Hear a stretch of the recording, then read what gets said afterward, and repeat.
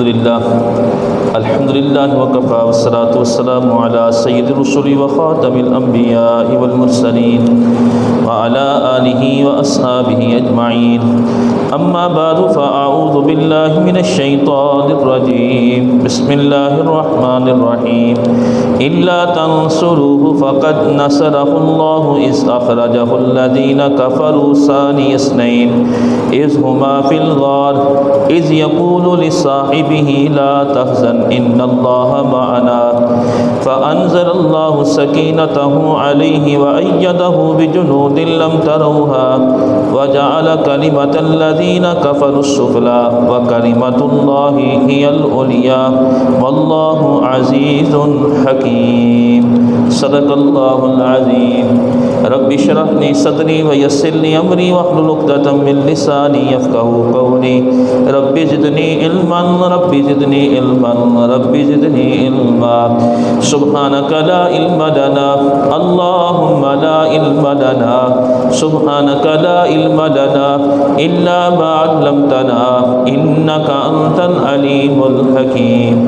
سبحان ربک رب العزة عما یصفون وسلام علی المرسلین والحمد للہ رب العالمین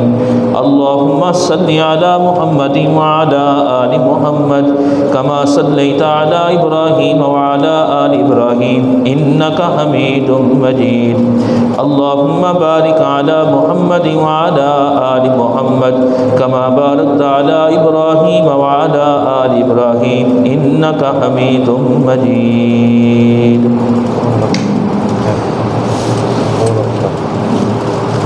انتہائی واجب الاحترام معزز سامعین گرامی، آپ کے سامنے 10واں پارہ سورۃ توبہ کی ایک آیت تلاوت کی ہے۔ اللہ رب العزت کی بارگاہ میں دعا، التجا اور درخواست ہے کہ اللہ تعالیٰ مجھ جیسے گناہ گار کو اس آیت کا صحیح مفہوم بیان کرنے کی توفیق عطا فرمائے، اور بیان کے بعد اللہ کریم مجھے آپ کو بلکہ سارے مسلمانوں کو صحیح معنوں میں اسلام کو سمجھ کر اس پر عمل کرنے کی توفیق عطا فرمائے۔ گزشتہ جمعۃ المبارک کو ہماری گفتگو ہجرت کے عنوان پہ چل رہی تھی، مزید انشاءاللہ آج بھی ہجرت کے عنوان کے اوپر گفتگو کریں گے، لیکن اس سے پہلے یہ سمجھ لیجئے کہ ہجرت کسے کہتے ہیں اور اس کی قرآن و احادیث کے اندر اہمیت کیا ہے، اور اصل مہاجر کہتے کسے ہیں۔ ہجرت محض وطن کو چھوڑ دینے کا نام نہیں ہے کہ ایک آدمی نے وطن چھوڑ دیا ہم کہیں گے وہ مہاجر ہے۔ اس طرح تو کئی ایسے افراد ہیں جو اپنی دنیاوی اغراض کی خاطر یا بسا اوقات روزی کی تلاش کے اندر اپنے وطن کو چھوڑ کے دوسرے وطن پہ چلے جاتے ہیں، تو اس کا یہ مطلب نہیں ہے کہ ہم اسے کہیں گے یہ مہاجر ہے۔ مہاجر اس شخص کو کہتے ہیں کہ جو جہاں زندگی بسر کر رہا ہو، اللہ تعالیٰ کے دین کی سربلندی کے لیے وہ بھرپور کوشش وہاں کر رہا ہو، لیکن کفریہ طاقتیں وہاں پہ اس کا رہنا مشکل کر دیں، محال کر دیں، تو وہ اس جگہ سے دوسری جگہ کے اوپر منتقل ہو اللہ کے دین کی سربلندی کے لیے، اور اس کام کے لیے وہ اپنا تن من دن سب کچھ قربان کرنے کے لیے تیار ہو، اسے ہجرت کہا جاتا ہے۔ اور جو اس ارادے سے وطن کو چھوڑ کے دوسرے وطن میں جائے اسے مہاجر کہا جاتا ہے۔ تو بہرحال بعض وطن کو چھوڑ دینے کا بھی نام یعنی ہجرت نہیں ہے، بلکہ اللہ کے دین کی سربلندی کے لیے، دین کی بقا کے لیے اپنے وطن کو خیر آباد کہنے کا نام ہجرت ہے۔ اور یہ ہجرت محض لفظوں کے اندر چند حروف ہیں، لیکن یہ ہجرت کرنا کوئی آسان کام نہیں ہے۔ اگر یہ اتنا ہی آسان ہوتا تو پیارے پیغمبر صلی اللہ علیہ وسلم ہجرت کی رات بیت اللہ کے اندر گئے، اور بیت اللہ سے مخاطب ہوتے ہوئے آپ نے کیا کہا تھا کہ بیت اللہ میرا دل نہیں کرتا کہ میں تجھے چھوڑ کے جاؤں، لیکن کیا کروں، یہاں کے ظالم رہنے والے لوگوں نے ہمارا یہاں پہ رہنا مشکل بنا دیا ہے۔ چنانچہ ہجرت کرنا یہ آسان نہیں، ہجرت کی اہمیت بہت زیادہ ہے۔ تقریباً 20 کے قریب آیات ہجرت کے بارے میں نازل ہوئی ہیں۔ جن کے اندر اللہ تعالیٰ نے مختلف اشارات کے ذریعے اور مختلف فضائل کے ذریعے ہجرت کی اہمیت کو بیان کیا ہے۔ مثلا فرمایا ان الذین آمنوا والذین ہاجروا وجاہدوا فی سبیل اللہ، کہ جو لوگ ایمان لائے، ہجرت کی، جہاد کیا اللہ کے راستے میں، ویرجون رحمت اللہ، یہ وہ لوگ ہیں جو اللہ تعالیٰ کی رحمت کے امیدوار ہیں، اور اللہ تعالیٰ بخشنے والا، رحم کرنے والا ہے۔ اس کے علاوہ بہت سارے فضائل اور اہمیت ہجرت کے بارے میں اللہ سبحانہ و تعالیٰ نے قرآن کی آیات کی صورت میں اپنے پیغمبر کے اوپر نازل فرمائی۔ تو ہجرت بڑی اہمیت والا عمل ہے کہ جس کے اندر انسان کی اپنی کوئی ذاتی غرض نہیں ہوتی، انسان کا اپنا کوئی ذاتی مقصد نہیں ہوتا، انسان کی اپنی کوئی دنیاوی خواہش نہیں ہوتی، بلکہ اس کا مقصد یہ ہوتا ہے کہ میں اللہ تعالیٰ کے دین کی سربلندی کے لیے اپنے وطن کو خیر آباد کہہ رہا ہوں۔ پھر ہماری بات ہجرت کے عنوان پہ یہاں تک پہنچی تھی کہ سورۃ کہف کے نازل ہونے کے بعد اللہ تعالیٰ اپنے پیغمبر اور دیگر صحابہ کرام کو اس بات کا اشارہ دے چکا تھا کہ ہجرت کا حکم عنقریب اترنے والا ہے۔ کیوں؟ صحابہ کہف بھی اللہ کے دین کی سربلندی کی خاطر انہوں نے بھی اپنی قوم کو، وقت کے حکمران کو، اپنے قبیلے کو، برادری کو خیر آباد کہتے ہوئے انہوں نے بھی غار کے اندر پناہ لے لی تھی۔ تو سورۃ کہف کے نزول کے اندر اسی بات کی طرف اشارہ تھا کہ مسلمانوں تمہاری طرف بھی اللہ کا جو حکم ہجرت والا ہے وہ عن قریب نازل ہونے والا ہے۔ چنانچہ جس وقت ہجرت کا حکم نازل ہوا اور پیارے پیغمبر صلی اللہ علیہ وسلم نے صحابہ کرام کو وطن کو چھوڑنے کے بارے میں حکم آپ نے عطا کیا ان کو، تو سب سے پہلے جس صحابی نے مکہ چھوڑا اسے کہتے ہیں حضرت ابو سلمہ رضی اللہ تعالی عنہ۔ یہ پہلے مہاجر صحابی ہیں کہ جو اپنے وطن کو خیر آباد کہنے لگے تھے۔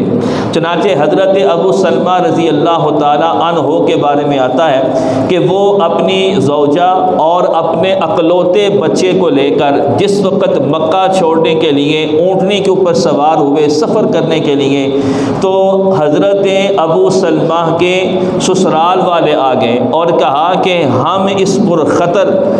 اور اس مشکل مرحلے کے اوپر اپنی بیٹی کو تیرے ساتھ جانے کے لیے ہم اجازت نہیں دیں گے۔ جس وقت تکرار و بحث ہوا، بالآخر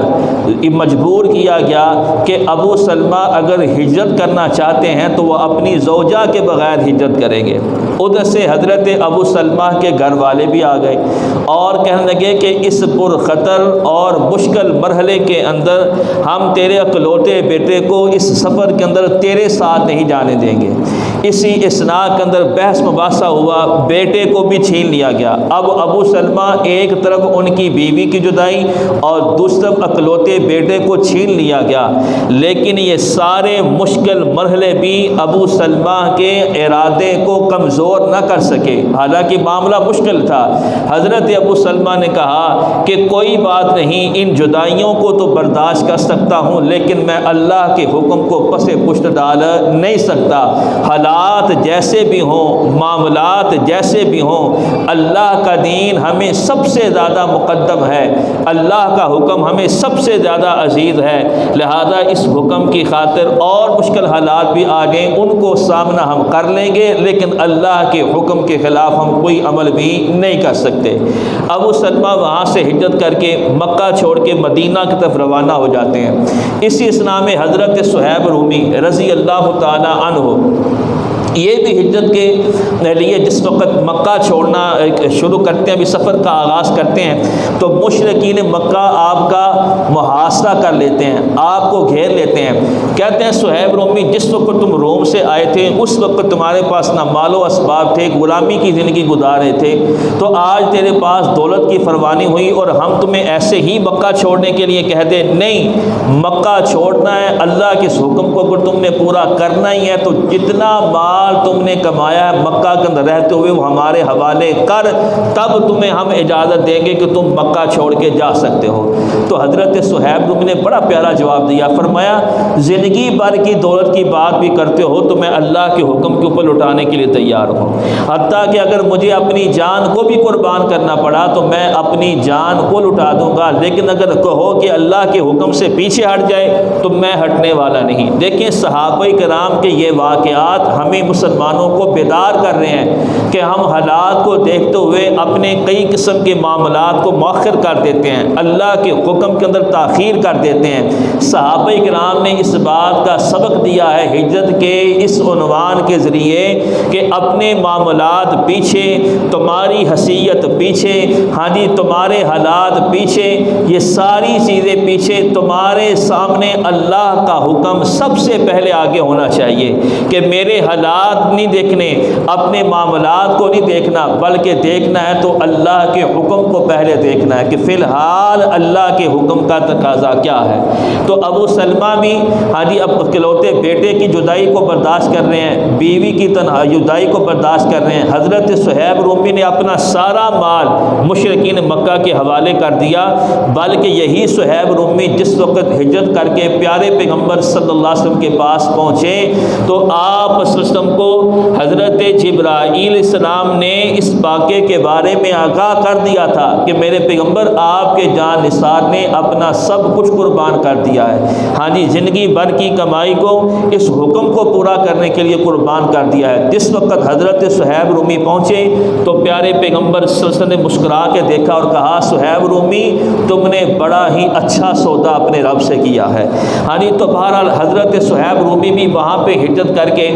مکہ سے مدینہ طیبہ پہنچے۔ اسی طرح جس وقت باری آئی حضرت عمر فاروق رضی اللہ تعالیٰ عنہ کی، سب نے ہجرت کی دشمنوں سے، ہاں جی کسی طریقے سے اپنی جان کو بچاتے بچاتے، لیکن ایک واحد وہ شخص تھا جو دن کے اجالے کے اندر جس نے للکار کے کہا کسی کی جرت ہے تو عمر کا راستہ روک کے دکھاؤ، اور یاد رکھنا مکے والوں عمر خدا کی قسم تم سے ڈر کے نہیں جا رہا، وہ تو اللہ کے حکم سے ڈرتے ہوئے مکہ کو چھوڑ رہا ہے، وگرنہ اگر کسی کو میرے ایمان اور میری بہادری میں شک ہے تو آؤ تلوار لے کے میرا مقابلہ کرو۔ جس کا جی چاہتا ہے کہ اس کے بچے یتیم ہو تو عمر کا مقابلہ کر کے دکھائے، جس کا یہ جی چاہتا ہے کہ اس کی بیویاں بیوہ ہو جائیں تو میرے مقابلے کے اندر آئے۔ مکہ کے کسی بہادر کی کسی کی ضرورت نہیں پڑی کہ حضرت عمر فاروق کا مقابلہ کرے، دن کے اجالے میں للکارتے ہوئے جس نے مکہ چھوڑا ہے وہ حضرت عمر فاروق کی شخصیت ہے، ہاں جی قربان جائیں ان لوگوں کے ایمان کے اوپر،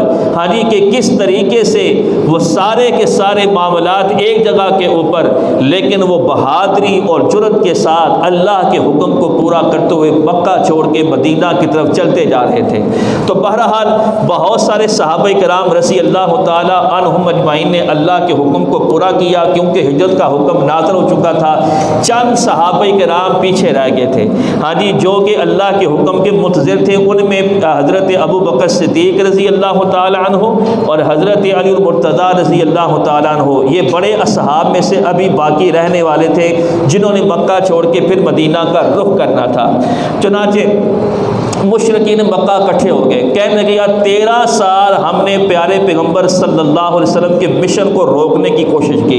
بیت اللہ کا دروازہ بند کیا، ہاں جی شیب ابی طالب کی گاٹی میں ان کو بند کر کے رکھا، ظلم و تشدد کی ہم نے انتہا کر دی، ستم ڈانے کی ہم نے انتہا کر دی، لیکن کیا بات ہے ان لوگوں کی کہ دین کی خاطر سب کچھ قربان کرتے جا رہے ہیں۔ اگر ہم نے اس پیغمبر کو اس یہاں مکہ سے روانہ ہونے دیا تو یہ نہ ہو کہ الگ ریاست بنا کے ہمارے خلاف کہیں محاذ آرائی نہ شروع کر دے، تو کہنے کے خفیہ طور کے اوپر مل کے ہم تجویز کو یہاں پہ سلیکٹ کرتے ہیں کہ کون سا رستہ اپنایا جائے۔ تو یہ سارے جو کفار کے رئیس تھے نا امیر، یہ دار الندوہ میں اکٹھے ہو گئے اور اکٹھے ہو کر انہوں نے آپس میں میٹنگ کی۔ کہتے ہیں کہ ابلیس لعین شیطان نے بھی انسانی بیس بدل کر شیخ نجدی کی شکل کا روپ دار کر وہ بھی بھی اس اجلاس میں شامل ہوا کہ کس طریقے سے اب پیغمبر کا راستہ روکنا چاہیے، کہیں الگ ریاست بنا کے ہمارے اوپر ہی حملہ آور نہ ہو جائے۔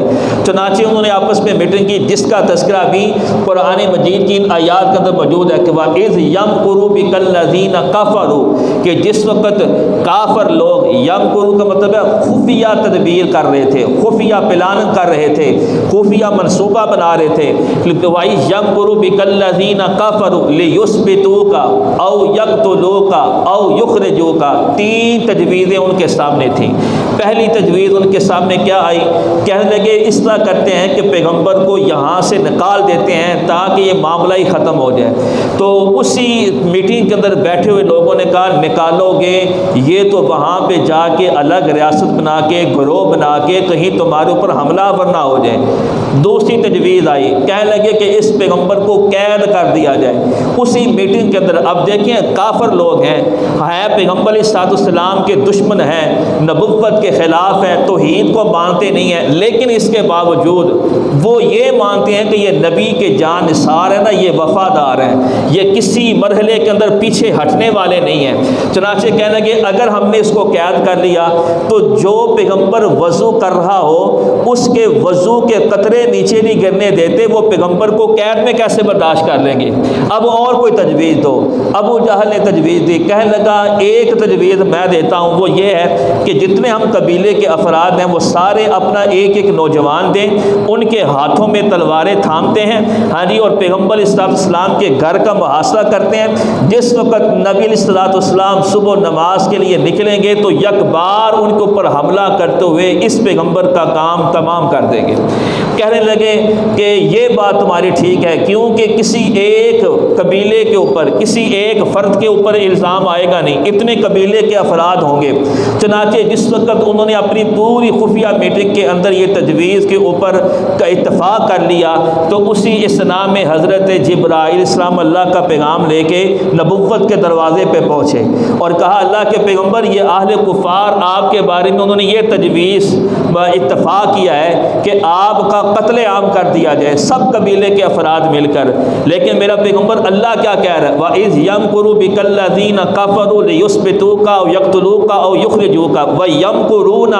کہ وہ اپنے خفیہ تدبیریں کر لیں، وَيَمْكُرُ اللَّهُ، اللہ نے بھی تدبیر کر لی ہے۔ انہوں نے تدبیر کی ہے پیغمبر کے اوپر حملہ آور ہونے کی، انہوں نے تدبیر کی ہے معاذ اللہ پیغمبر کو قتل کرنے کی، پیغمبر کو شہید کرنے کی، انہوں نے پلانیں کی ہے اپنی تلواروں سے یکبار پیغمبر کے اوپر دعویٰ بولنے کی۔ میرے پیغمبر انہوں نے تدبیر کی آپ کو نقصان پہنچانے کی، آپ کی جان کو ختم کرنے کی، لیکن ایک میرے اللہ کی تدبیر ہے، انہوں نے فیصلہ کیا ہے آپ کو قتل کرنے کا، اور اللہ کا فیصلہ ہے کہ اس محاصرے سے بچا کے آپ کو زندہ رکھنے کا۔ تو میرے پیغمبر ان کی تدبیریں ناکام ہوں گی، ان کی پالیسیاں ناکام ہوں گی، ان کے منصوبے ناکام ہوں گے۔ کیوں؟ فرمایا واللہ خیر الماکرین، اللہ تعالیٰ سب سے بہترین تدبیر کرنے والا ہے۔ جہاں کسی کی طاقت نہیں کام آتی، جہاں کسی کی عقل کام نہیں آتی،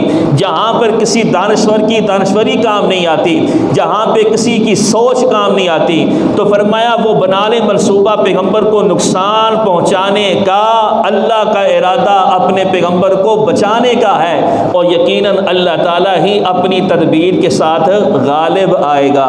چنانچہ جس وقت حضرت جبرائیل اسلام نے یہ پیغام دے دیا پیارے پیغمبر صلی اللہ علیہ وسلم کو، ہاں جی اب آپ منتظر ہیں کہ کس وقت حکم آئے ہاں جی یہاں سے نکلنے کا کہ ہم نے مکہ کو چھوڑنا ہے۔ رات کی تاریکی نے جس وقت دشمن نے محاصرہ کر لیا، رات کی تاریکی میں جس وقت دشمن نے اپنا محاصرہ کر لیا، تلواری ننگے کر کے کھڑے ہو گئے، یوں ہی پیغمبر نکلے گا حملہ کر دیں گے۔ حضرت جبرائیل علیہ السلام آگے فرمایا میرے پیغمبر اب یہاں سے نکلیے، اب یہاں سے نکلیے۔ سوال ہے دن کے وقت کیوں نہیں کہا؟ جب محاصرہ نہیں ہوا تھا اس وقت اللہ کہتا نا نکل میرے پیغمبر، ان کے محاصرہ ڈالنے سے پہلے آپ نکل جائیے، لیکن اللہ بتانا چاہتا ہے کہ کائنات والو تجھے پتہ چل جائے ہاں جی کہ حقیقتاً مشکلیں دور کرنے والا کون ہے، تمہیں پتہ چل جائے گا حاجت روا کون ہے، تمہیں پتہ چل جائے گا دعاؤں کو سننے والا کون ہے، تمہیں پتہ چل جائے گا اقتدار اور اختیار کس کی ذات کا ہے، تمہیں پتہ چل جائے جائے گا